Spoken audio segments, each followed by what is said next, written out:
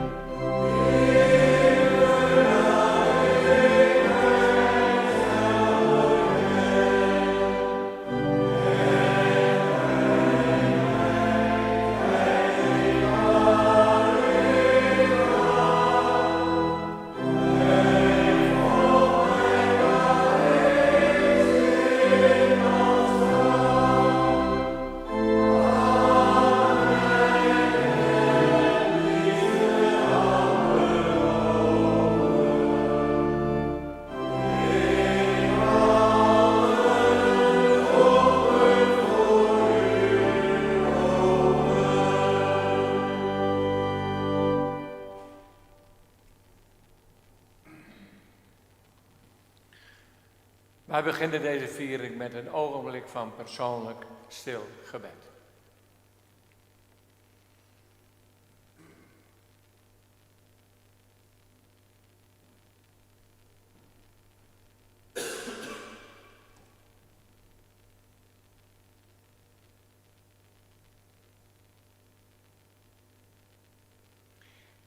En we spreken uit dat onze hulp is in de naam van de Heer, de eeuwige, de schepper van hemel en aarde. Hij die trouw is, die trouw blijft tot in eeuwigheid en die nooit zal loslaten ons mensen het werk van zijn handen. Genade, vrede, van barmhartigheid van God onze Vader, van Jezus Christus, de opgestane Heer, in de gemeenschap met de Heilige Geest. Amen.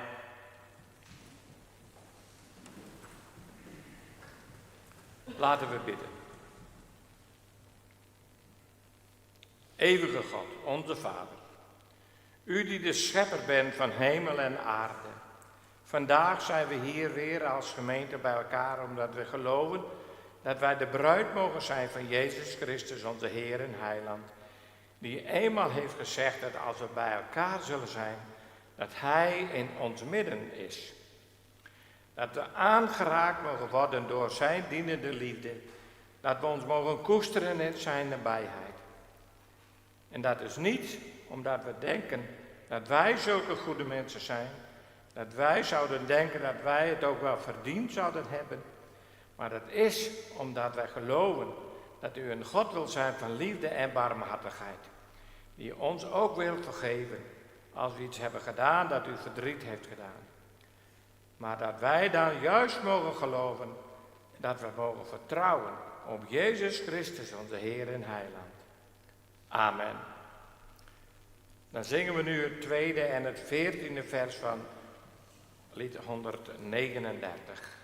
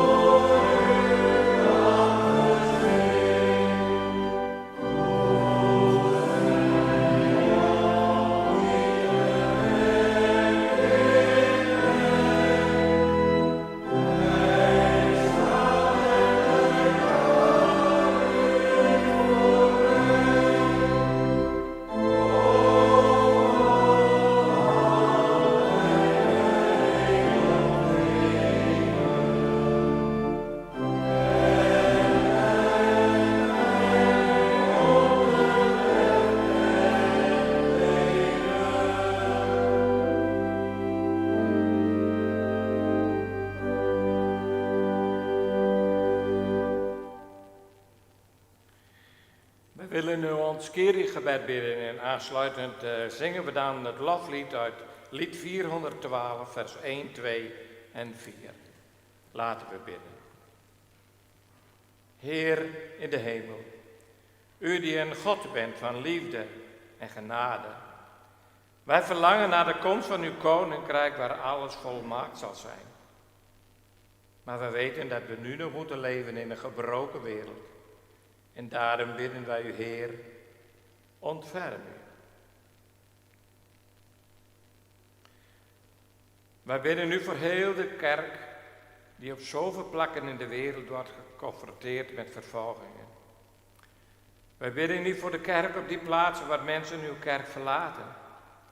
Waar mensen uw liefde niet meer ervaren omdat ze verblind zijn door problemen, ziekte of eenzaamheid. Heer, ontferm u. Wij bidden u voor alle mensen die geen plek meer hebben om te wonen. Die verjaagd zijn van huis en haard. Al die mensen die moeten leven op een manier die geen menswaardig leven meer is. Heer, ontferm u. Wij bidden u voor alle mensen die het slachtoffer zijn van rampen, oorlogen, weer ook ter wereld. En in het bijzonder gedenken wij de situaties in de Oekraïne en in Gaza, maar overal waar geweld geen einde schijnt te komen aan burgers die slachtoffer worden van bruut geweld. Wilt u ook daar erbij zijn met uw liefdevolle nabijheid en zegen alles wat er gedaan wordt om mensen te helpen, om vrede te brengen. Heer, ontferm u. Eeuwige God, onze Vader, wij bidden u, help ons om ook helpende handen te willen zijn voor anderen. Zo bidden wij u, Heer, ontferm u. Christus, ontferm u, Heer, ontferm u. Amen.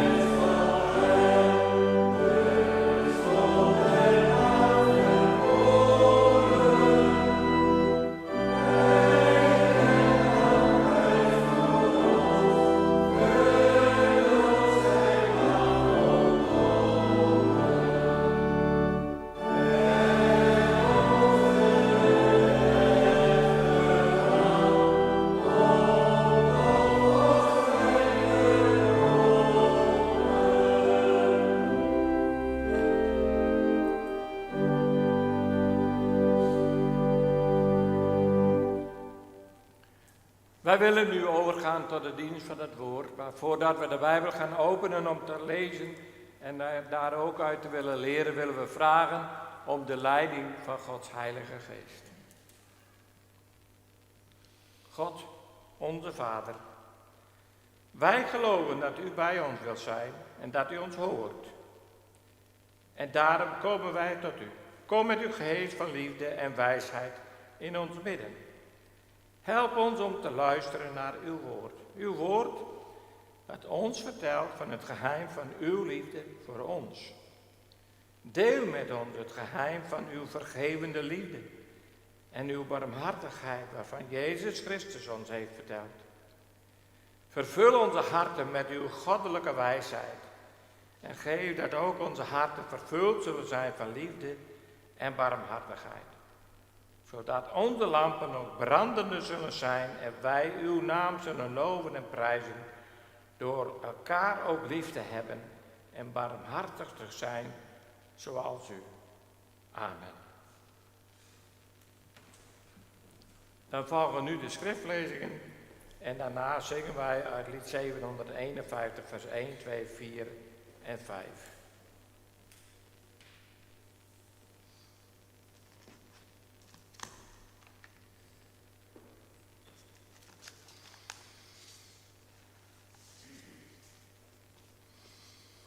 Ik ben hele lietse letterlijk, dus ik ken best wel eens een fout meisje. Maar zit beziekje. Vrouwenwiesheid en vrouwendwaasheid noeg je om haar. De wiesheid had uw bouwd, uw huis bouwd. Ja, had haar zo'n beeldes oerijnzet. Je had haar feestslachten en haar wien mommen. En haar tafel had ze kleermaken. Je had haar fam uitstuurd en je noeg het boppen van de oude hechte van een stad die onbedreven is, leed die hier komen. Die verstoren brek is, tjen hem zei ze, kom om in spijzen te eten. En drink de wien die ik mongen heb. Jouw onverstoren oer, dat je hem lipje maaien.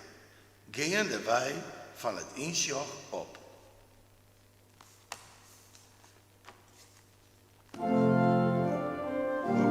Nou komt het tweede stuk. Je bent de betiet.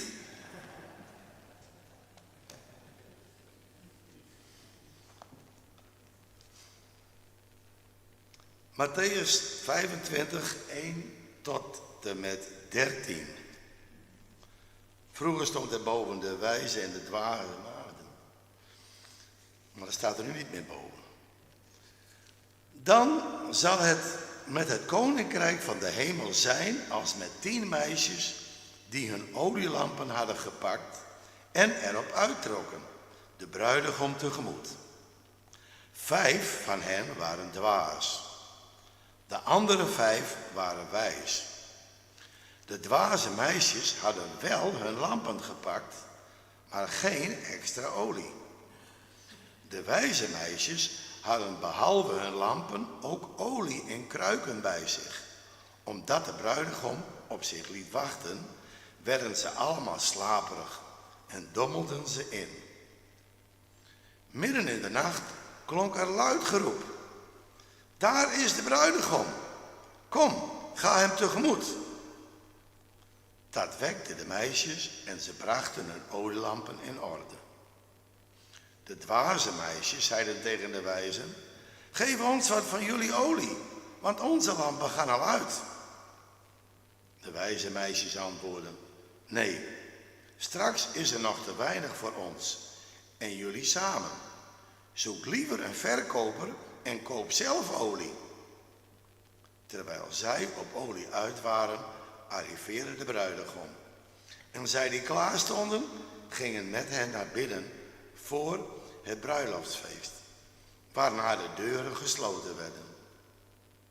Enige tijd later kwamen ook de andere meisjes. Ze riepen, Heer, Heer, laat ons binnen. Maar hij antwoordde: ik ken jullie werkelijk niet. Wees dus waakzaam, want jullie weten niet op welke dag en op welk tijdstip hij komt.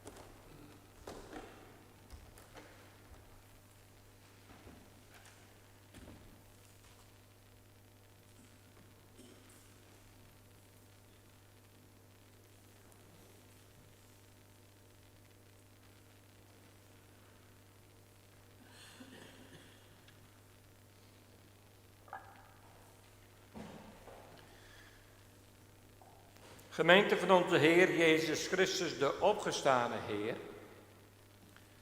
We leven in een bijzondere tijd.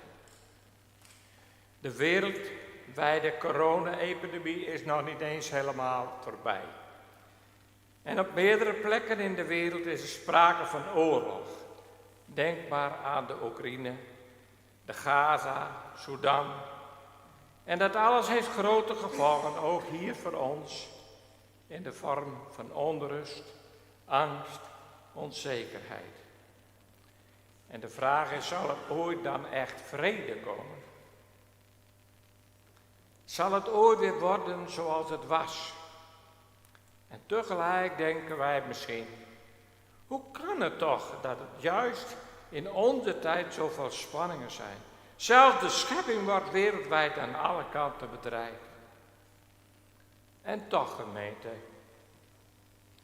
toch mogen we geloven in God, die de schepper is van alle dingen.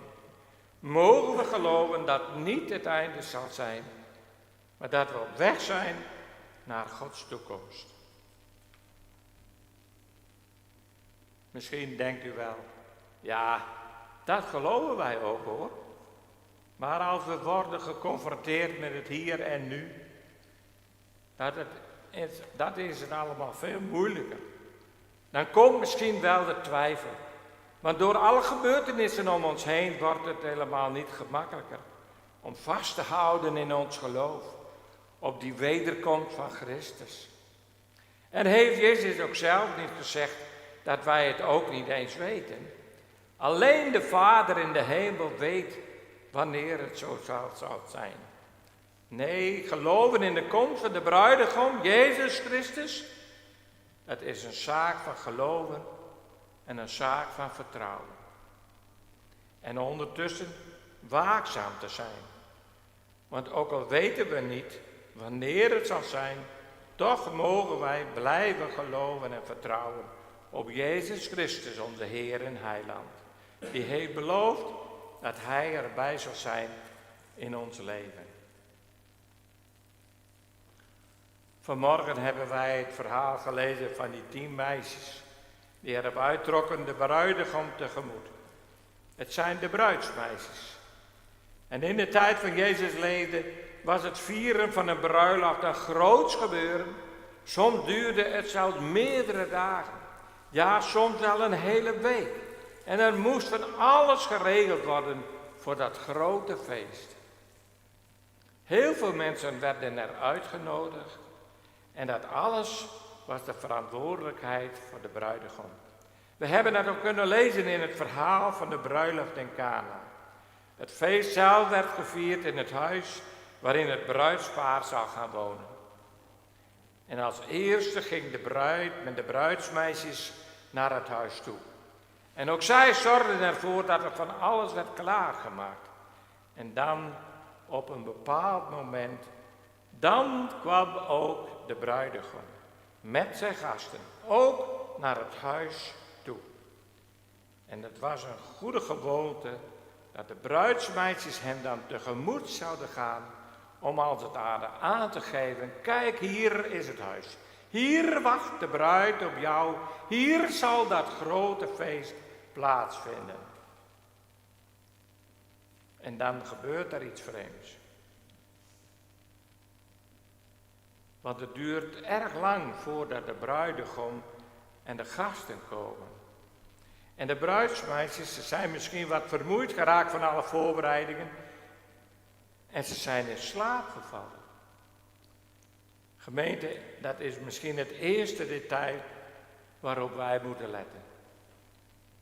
Want Jezus vertelt dat ze allemaal, ja allemaal in slaap zijn gevallen. De wijze en de verstandige meisjes, net zo goed als die dwaze en de onverstandige meisjes.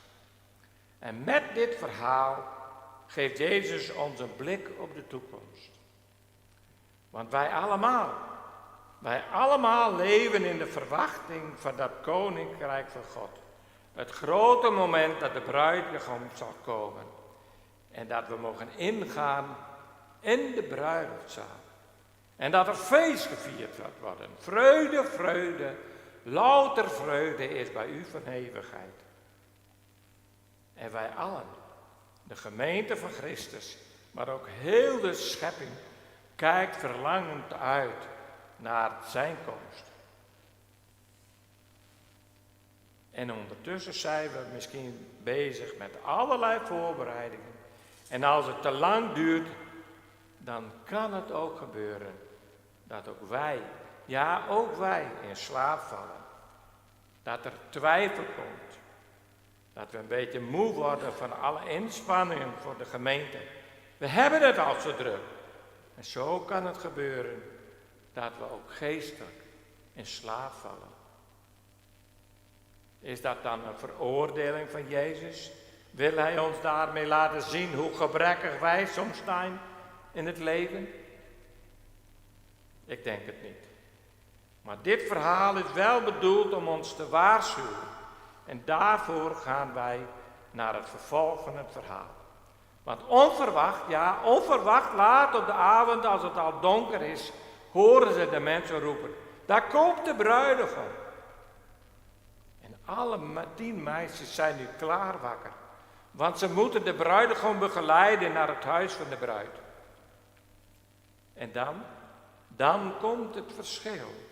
Bij alle 10 meisjes zijn de lampen uitgegaan. Zonder dat ze het in de gaten hadden, is de olie in de lamp bijna opgeraakt. 5 meisjes hebben wel reserveolie meegenomen, maar de andere meisjes niet. En al die dwaze, onverstandige meisjes aan de anderen vragen om olie te mogen lenen, ze doen het niet. Want, zo zeggen ze, misschien is het dan niet genoeg voor onze eigen lampen. Gemeente, is dat niet wat een onchristelijk beeld? Wordt er niet van ons gevraagd dat we bereid zijn om te delen?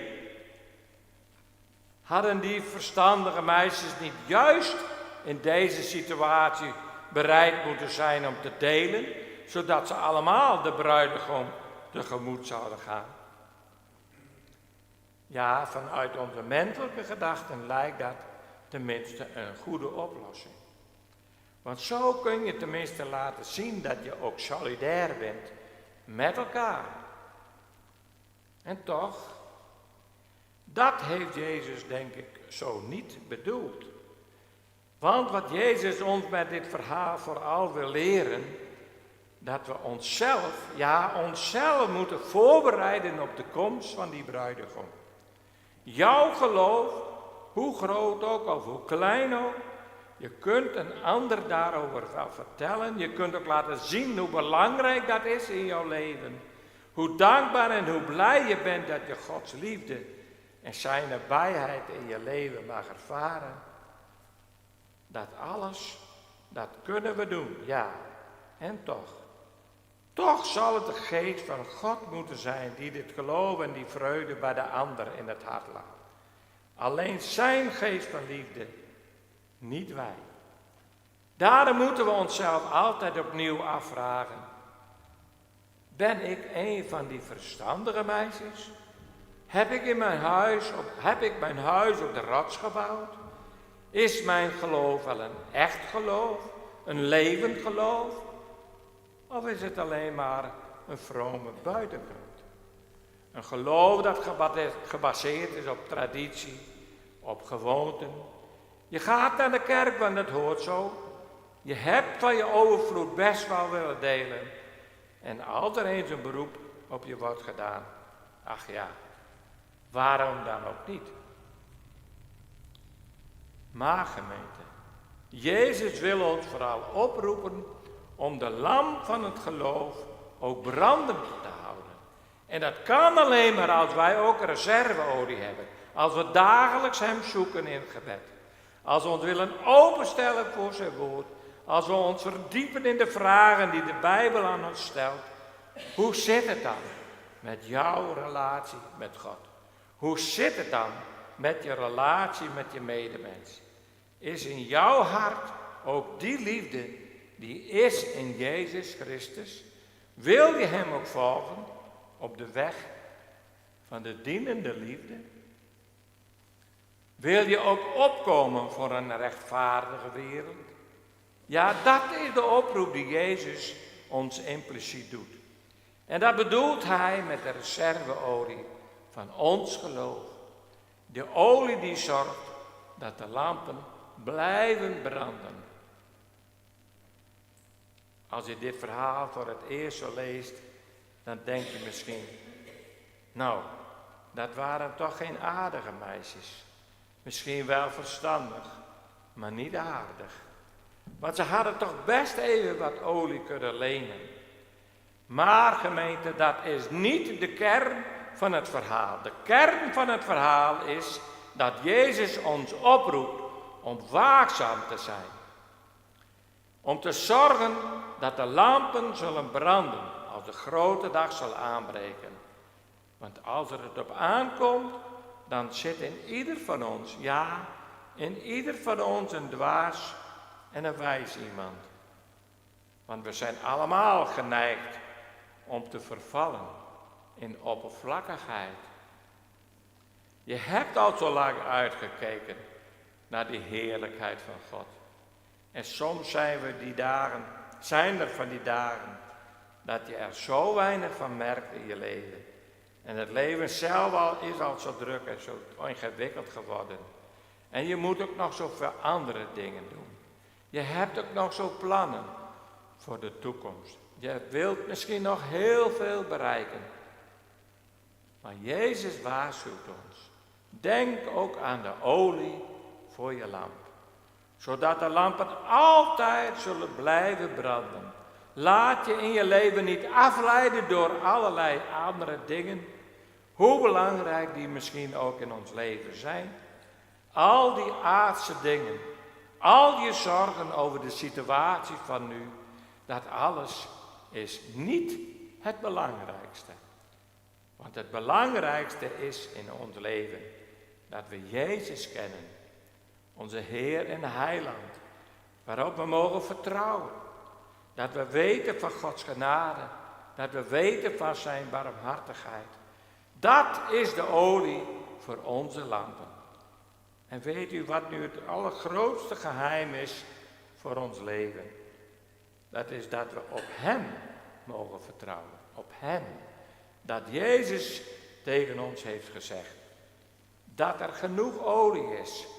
Hangt niet alleen af van jou. Je hoeft ook niet veel olie als reserve bij je te hebben. Een klein beetje geloof. Dat is allemaal al genoeg. Vertrouw maar op mij, zegt Jezus. Dat is genoeg. Want dan zal ik erbij zijn in jullie leven. Ik was erbij in het verleden. Ik ben er in het heden. En ik zal er zijn in de toekomst. Als die grote dag zal aanbreken van het rijk van God. Dat rijk van liefde, vrede, recht en gerechtigheid. Amen.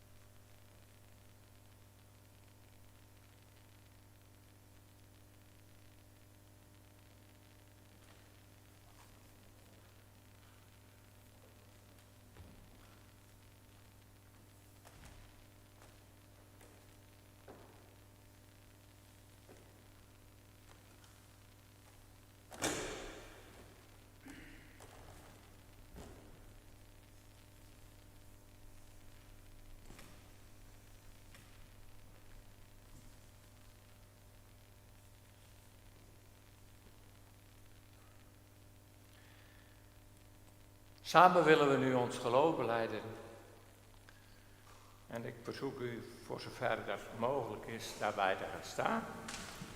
En daarna zingen wij samen met het lied 754, het eerste en het tweede vers.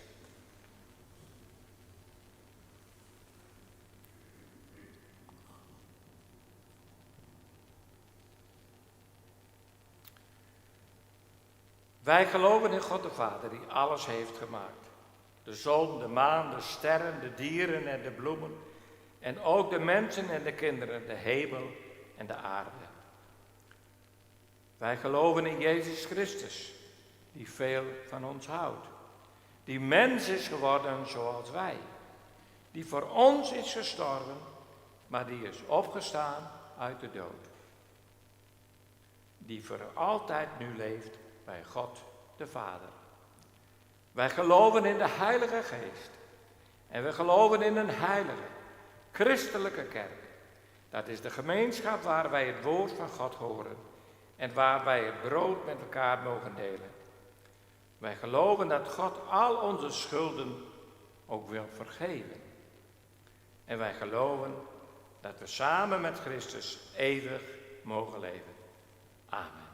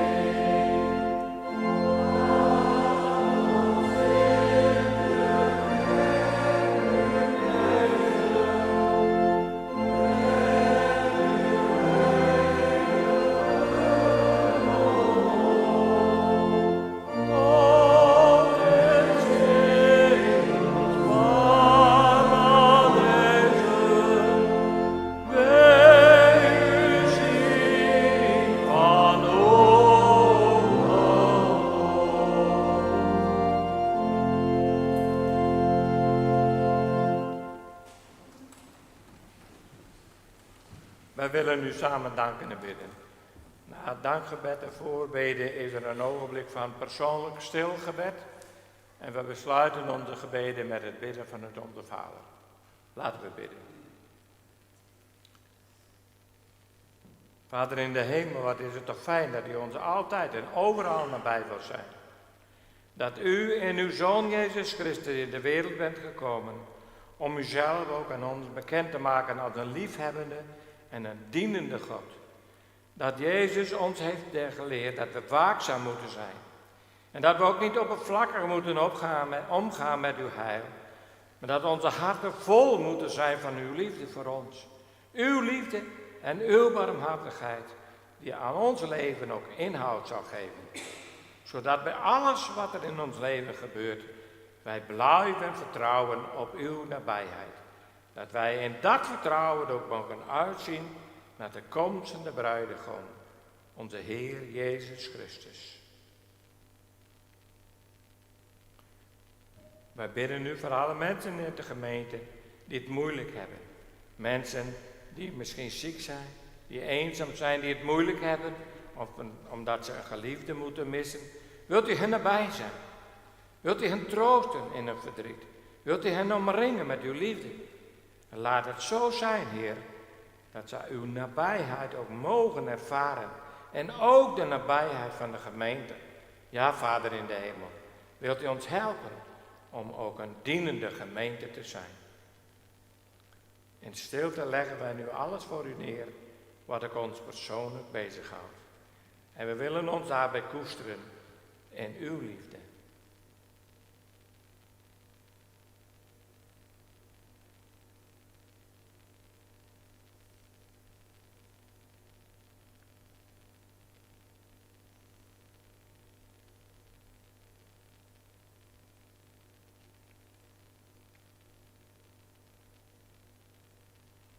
En we willen onze gebeden samenvatten met de woorden die Jezus Christus ons heeft geleerd. Onze Vader, die in de hemel zijt, uw naam wordt geheiligd, uw koninkrijk komen, uw wil geschieden, in de hemel als ook op aarde. Geef ons heden ons dagelijks brood en vergeef ons onze schulden, gelijk ook wij vergeven onze schuldenaren. En leid ons niet in verzoeking, maar verlos ons van de boze. Want van u is het koninkrijk en de kracht en de heerlijkheid tot in eeuwigheid. Amen.